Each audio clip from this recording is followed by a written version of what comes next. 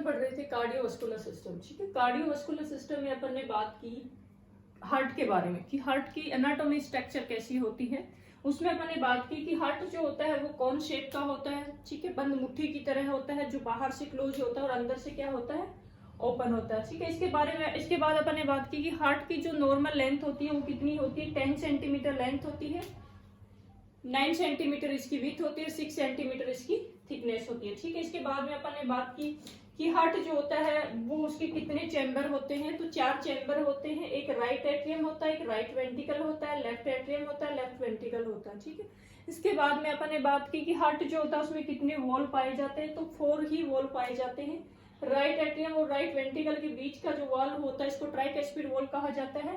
Left atrium left ventricle के बीच का wall जो होता है इसको बाइकैस्पिड या मिट्रल वॉल कहा जाता है। इसके बाद में राइट वेंट्रिकल और पल्मोनरी आर्टरी के बीच में भी एक सेमिलुनार वॉल पाया जाता है जिसको पल्मोनरी वॉल कहा जाता है। ऐसे ही लेफ्ट वेंट्रिकल और आयोटा के बीच में भी एक वॉल पाया जाता है जिसको क्या कहते हैं, आयोटिक वॉल कहा जाता है या लेफ्ट सेमिलुनार वॉल कहा जाता है। ठीक है, इसके बाद में अपने लेयर्स ऑफ हार्ट के बारे में बात की। लेयर्स ऑफ हार्ट में अपने बात की कि सबसे आउटर मोस्ट जो लेयर होती है उसको क्या बोलते हैं, पेरिकार्डियम बोला जाता है।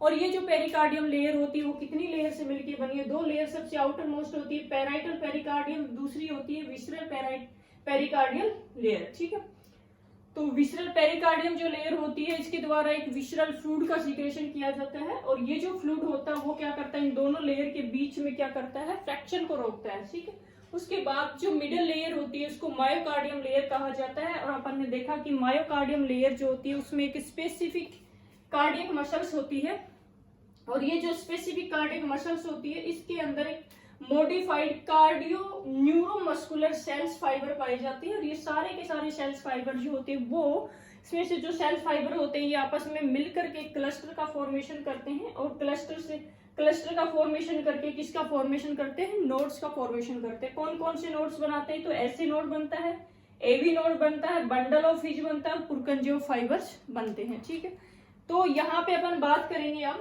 कि जो हार्ट होता है उसका कंडक्टिव सिस्टम क्या होता है। तो देखिए हार्ट जो होता है उसका अपना खुद का कंडक्टिव सिस्टम होता है, क्योंकि जैसे अपन बात करें अगर हमारी बॉडी की, तो हमारी बॉडी का कंडक्टिव सिस्टम क्या होता है, ब्रेन होता है, ऑटोनोमस नर्वस सिस्टम होता है। लेकिन एकमात्र ऑर्गन को छोड़कर वो एकमात्र ऑर्गन कौन सा होता है, हार्ट होता है। क्यों, क्योंकि हार्ट का अपना खुद का कंडक्टिव सिस्टम होता है, ना खुद का इसका ब्रेन होता है, खुद का ऑटोनोमस नर्वस सिस्टम होता है। किस तरीके से ये कंडक्शन करता है, तो देखिए इसमें क्या होता है, अपन ने अभी पढ़ा कि हार्ट की जो मायोमेट्रियम लेयर होती है उसमें एक स्पेसिफिक कार्डियक मसल्स होती है। उस कार्डियक मसल्स के अंदर एक स्पेसिफिक टाइप के मस्कुलर फाइबर पाए जाते हैं। वो मस्कुलर फाइबर कौन से, modified cardio neuro muscular cell fibres होते हैं जो आपस में मिलकर के क्या बनाते हैं, नोड्स का फॉर्मेशन करते हैं।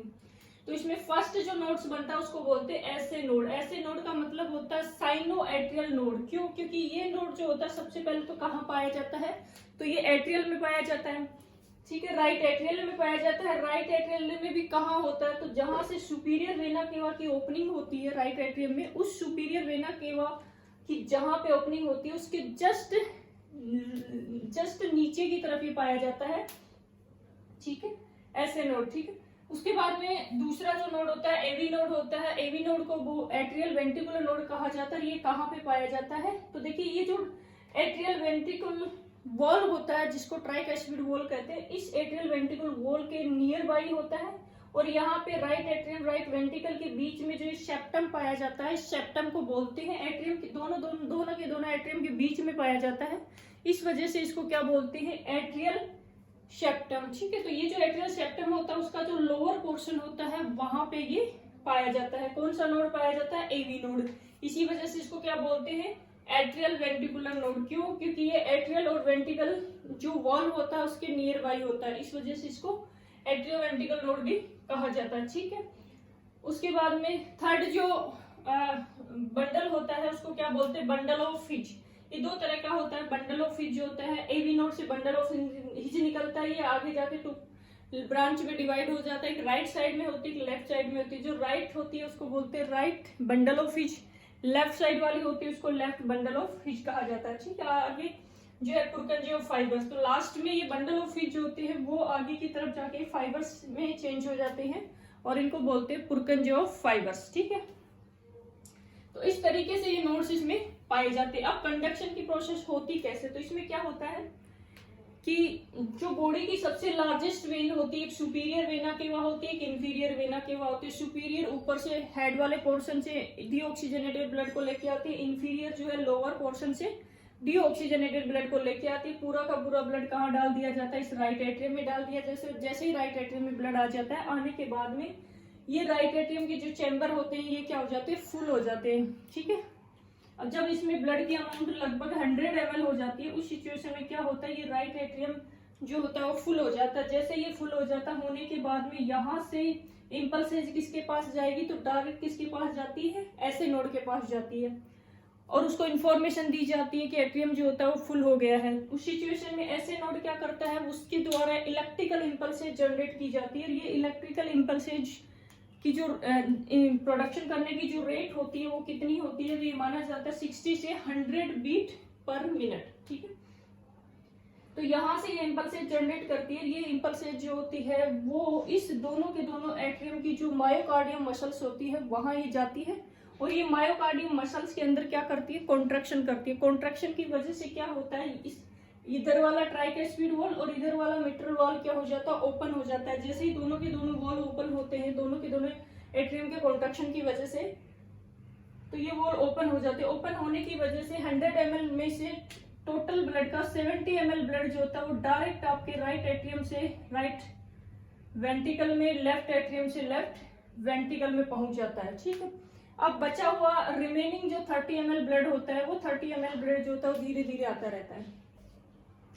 अब उसके बाद क्या करता है, ये ऐसे नोड जो होता है वो ये इम्पल्सेज जो है वो कहाँ लेके जाता है, इस एवी नोड के पास, ठीक है। एवी नोड उनको आगे कहाँ डालता है, इस बंडल ऑफ फिश के पास भेजता है। बंडल ऑफ फिश जो होता है उसको दोनों की साइड में राइट पुरकंजियो फाइबर और लेफ्ट पुरकंजियो फाइबर तक पहुंचाता है। जैसे ये यहाँ तक पहुंचते हैं तब तक ये रिमेनिंग 30 ml ब्लड जो होता है वो भी कहाँ पहुंच जाता है, इस दोनों के दोनों वेंट्रिकल्स में पहुंच जाता है। 70% ml पहले से आ गया, 30 ml ब्लड भी वो धीरे धीरे आ जाता है, ठीक है। टोटल कितना हो गया, इसमें भी 100 ml ब्लड हो गया। जैसे ही इसका 100 ml वेंट्रिकल्स में जैसे ही ब्लड 100 ml हो जाता है, उसके बाद क्या होता है, दोनों के दोनों वेंट्रिकल्स जो होते हैं वो फुल हो जाते हैं। जैसे ही फुल हो जाते हैं तब तक यहाँ भी ये इम्पल्सेज जो होती है, ऐसे नोड वाली इम्पल्सेज जो है वो भी पुरकंजे फाइबर तक पहुंच जाती है। जैसे ये इम्पल्सेज पुरकंजे फाइबर तक पहुंचती है तो ये क्या करते हैं, दोनों के दोनों वेंट्रिकल्स जो होते हैं, उस वेंट्रिकल्स की जो मायोकार्डियम मसल्स होती है उस मसल्स में क्या करते हैं, कॉन्ट्रैक्शन करते हैं। कॉन्ट्रैक्शन करते हैं तो उस दौरान क्या होता है,